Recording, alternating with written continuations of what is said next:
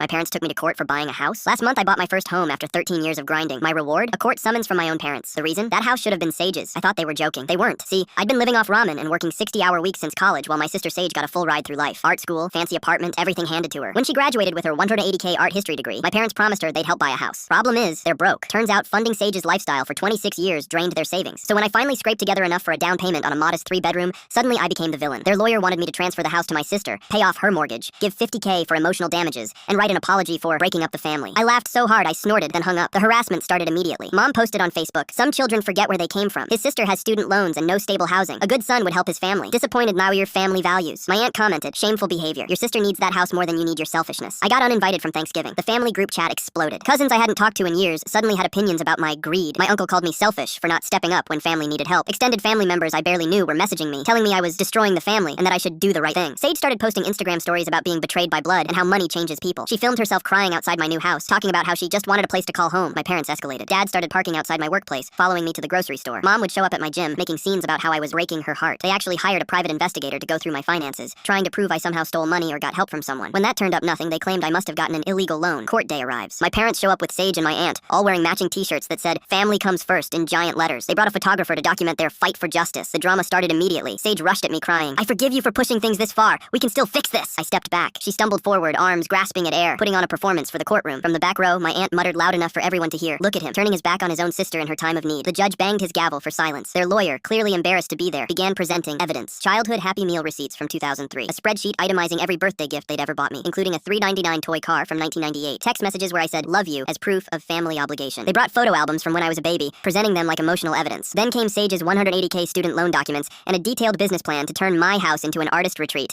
and wellness center. She'd never sold a single piece of art or had any business experience. When the judge asked Sage about her current occupation, she stammered, "I'm in a transitional phase, focusing on developing my personal art and finding my authentic voice as a creative." "Are you currently employed?" Mom interrupted desperately. "She's an artist, a digital content creator. She has an Instagram with over 200 followers." Judge, slowly and with weight, "Is she generating any income from these activities?" Dead silence. My aunt couldn't contain herself anymore and stood up screaming, "Income doesn't determine a person's worth. She deserves that house more than he does. He's being selfish and cruel." Security moved toward her as she continued ranting about family loyalty and blood being thicker than water. I calmly submitted my evidence. Bank statements showing every dollar came from my savings account, mortgage documents with only my name, pay stubs proving I'd been working full-time since graduation, proof I'd been financially independent since 18. The kicker? Email chains from college, where I begged for help buying textbooks and was told, "The family is prioritizing Sage's tuition right now, and you need to learn responsibility." The judge looked at my parents with pure disgust. "This case is not only frivolous, but borders on harassment and attempted theft. You have no legal standing whatsoever. Case dismissed. They owe my court costs $3,200. Walking out, my dad yelled for the whole hallway to hear, "You're dead to us! You've destroyed this family!" Mom sobbed dramatically, "I don't know where we went wrong raising you. I'm having Chinese takeout in my house tonight. Keys in my pocket. Deed with my name only."